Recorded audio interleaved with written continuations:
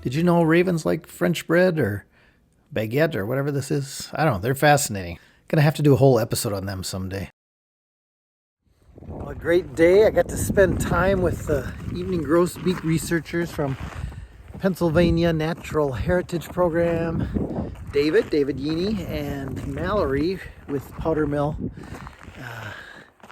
And they caught 5 this morning and put transmitters on them. We hope to learn more about where they go for the breeding season because they've already gotten some really interesting results.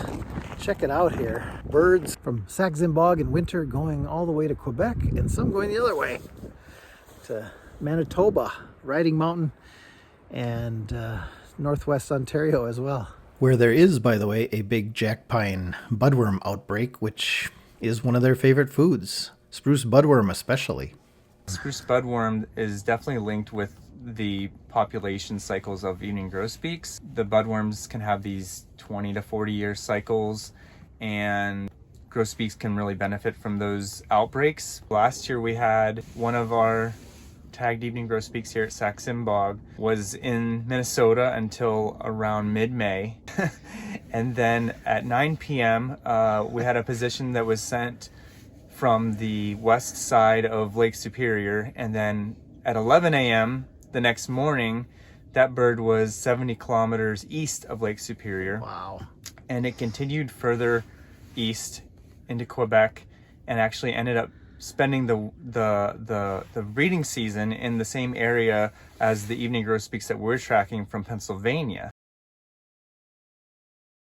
3 birds from last year that appeared to stay here at Sax-Zim Bog and breed. We need more data points. Yeah. Ultimately, the goal of the project is to get a migratory connectivity analysis done for the continent-wide population. What types of land cover they're using more than others. A lot of questions that we don't have answers to now. Sax-Zim Bog has a science and research fund, and some of our money was used to help support this project. Fun day with them. I'm going to come back and spend a few more days with them as well.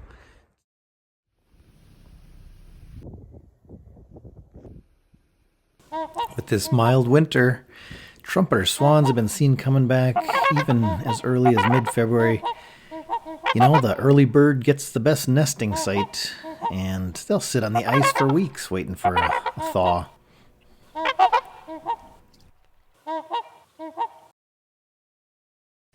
And what can I say about this stunning male snowy owl? Graced us with his presence for about a month. Beautiful white adult male. But sadly, he was hit by a train in late February and killed. You know, unfortunately, owls, especially great grays, hawk owls, snowy owls, have very little awareness of cars or trains. And this guy was often hunting right next to the road, sitting on road signs, cars blowing by, and he could care less. He really didn't focus on anything but voles. And, well, he caught an ermine, too. That was pretty cool, and swallowed it in 3 gulps. Swallowed it whole.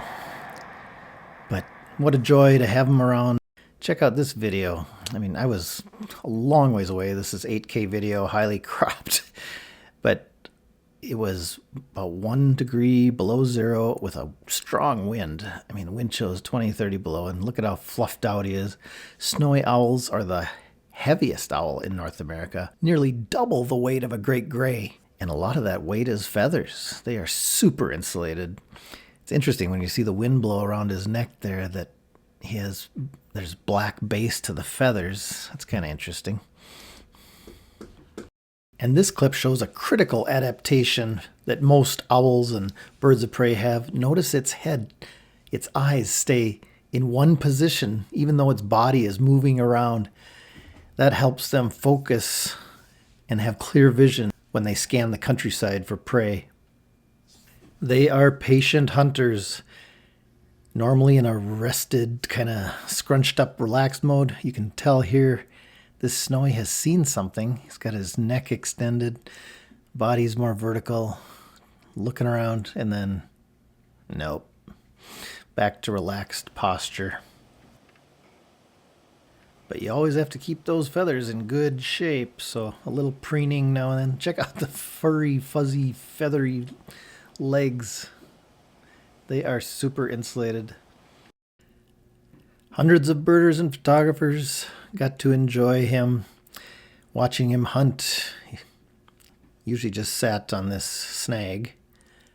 But we all miss this Arctic beauty who graced us with his presence for a brief time. I'm going to interview Ari and Asher. They live in Tennessee now? Yep. Yeah. Tennessee. They have roots up here in the Northland, though, so we're going to see. Their trip is just starting, but we're going to see what their goals are. I'm Ari. I'm Asher, and I'm his brother, so I'm also from Nashville, right. Tennessee. Is bigger, wiser brother, or no? Maybe not.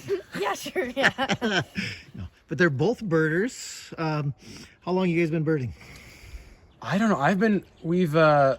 We've been interested in birds for a long time. We saw a snowy owl here Yeah. once when we were Really? In Minneapolis visiting? in Minneapolis I when was we like lived one. here. Oh, okay. But we really started in Texas when we were. Okay. How old were you? Do you think? I was probably like 5. Yeah, I was 5. like. And that snowy owl, do you count it on your life list since you're only one? No, it feels Okay. like cheating to put it on my like list because I don't remember it at all. But Asher can. I probably can. Yeah. Yeah. Okay. We were going to ask you, in fact, if it would be Yeah. legal. If you can remember it, it's legal. Yeah. Or if there's a photo of you with it taken by your dad. I don't know. There is. Oh, okay. There is a photo. Well, maybe that's good enough. In September, and we saw like 16 different warbler species in our backyard. 16 warblers in Yeah. your back. We had a pileated woodpecker, which I had never seen before, even though they're common. But what are the goals of the trip? Definitely a great gray owl, Definitely. northern hawk owl, evening grosbeak, Hoary redpoll. hoary redpoll, and it would be fun to see a boreal chickadee. Would all those be lifers or just some All of of them? them would be lifers. All right. Yeah, even like the Canada Jay. Yeah. Oh, really? For us, Okay. yeah. Guys, I just heard a Canada Jay. Let's go over here. Not to interrupt the interview, but... Okay, we're on the corner. Let's go here. Go ahead.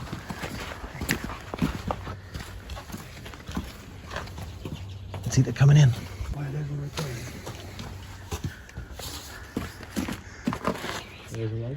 He's coming down on the suet. You can go around the tree. Just move slowly.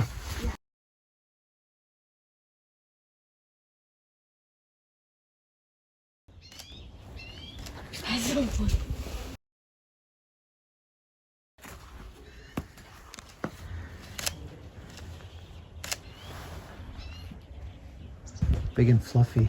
Yeah. Right there. Well, guys, we just got who got a lifer just a minute ago? Me, yeah, Canada I Jay. Oh, both of you? Yep. Yeah, yeah. Canada Jay. Got that Canada Jay at the feeders, so that was awesome. Right, Asher's gonna tell me maybe a bird highlight you've had in your lifetime. One of them was definitely the golden-cheeked warbler in Texas, since it's, you know, an endemic nester Yeah. in Texas. We went out super early.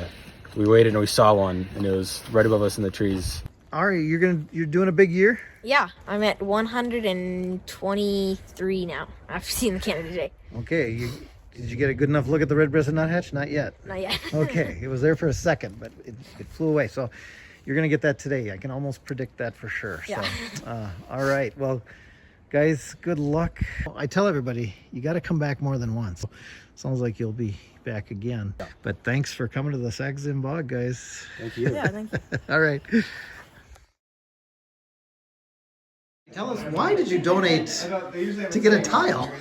Because I'm a recent birder, and Excellent. it's dedicated to my 2 friends that got me into birding. Oh, My that's lifelong friends. That's really nice. Yeah. That's really nice. And then this is the Red Cross bill that was done by Nancy up in Alaska. So Nancy.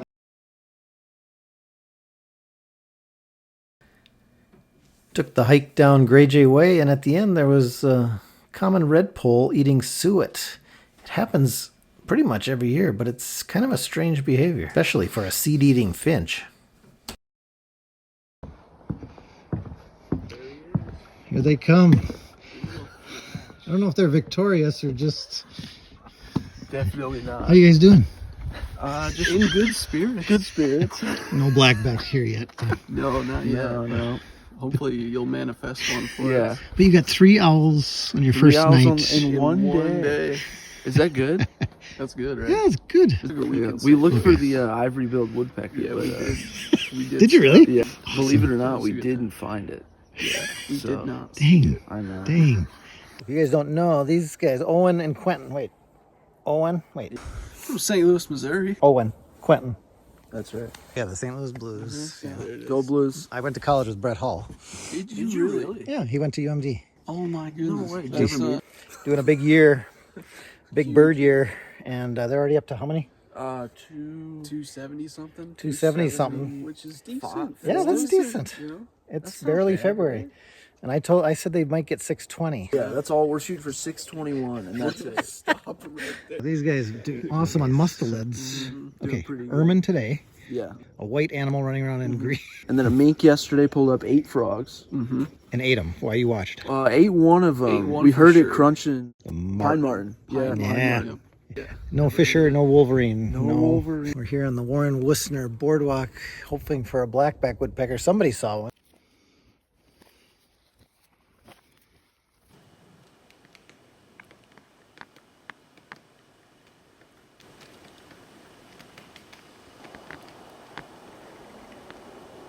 Owen and Quentin are chronicling their year-long adventure on YouTube. Here's the link if you want to check it out. The trick to finding blackbacks is you got to listen for the flaking. And they do a lot of flaking.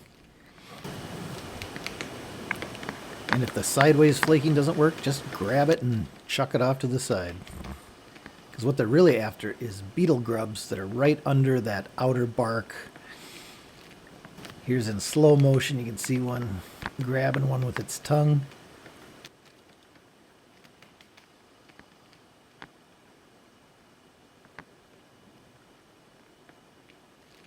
And in super slow motion, you can see this one. I slowed it way down, pulling out a big juicy grub. They're specialists on eastern larch beetle grubs, but any kind of beetle grub will do. Just going to work, you know. It's all business. It's all business. I respect that. You have 2 cents worth of advice for my kids. They're 13 and 15. Definitely play hockey. Get your Definitely. spinach. Eat Spinach. Yeah. Oh. Birding is cool. Yeah, birding is cool. Birding is cool. And listen to your dad. Yeah. But you guys are hockey players. So you brought your skates? Yeah. We brought them up. Did you take some video of you guys skating around?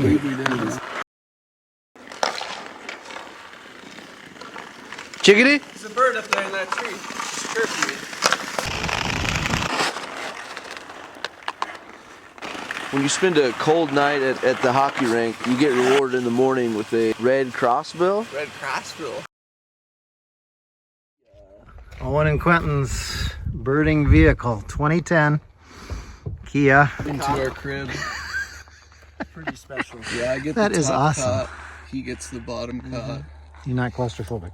Not anymore. Where are you guys going next? Who actually drew this? We're going to Arizona. In the van? In that van? We're gonna go. I would say it's hyper realistic. That's a bit large hand curlew.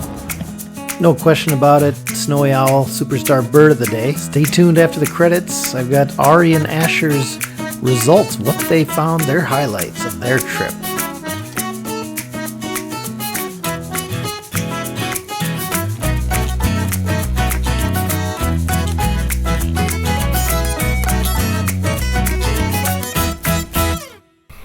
Yeah, we saw the northern hawk owl, which was amazing. And we saw the hoary red pole several other times. We saw pine grosbeak. And we saw a northern shrike. Yep. And a black-billed magpie. There was a huge flock of snow buntings. which is super cool. We saw the trumpeter swan. Yeah, we saw a trumpeter swan, tons of rough-legged hawks. We didn't see the great gray owl, but like we said, it's a great reason to come back. Yeah. But we saw the northern hawk owl, which Yeah, was which was- definitely the highlight bird of the entire trip. Yeah, it was an awesome trip. It was super fun. For my big year, that is at 134. So you think you'll be back to Sax-Zim someday? Yes, Definitely, yeah. definitely. Okay, that's what I like to hear. All right, guys. Well, thank you so much for coming up to the bog. Take care, All guys. right. You too. Thank Yeah, you. thank you. Yeah.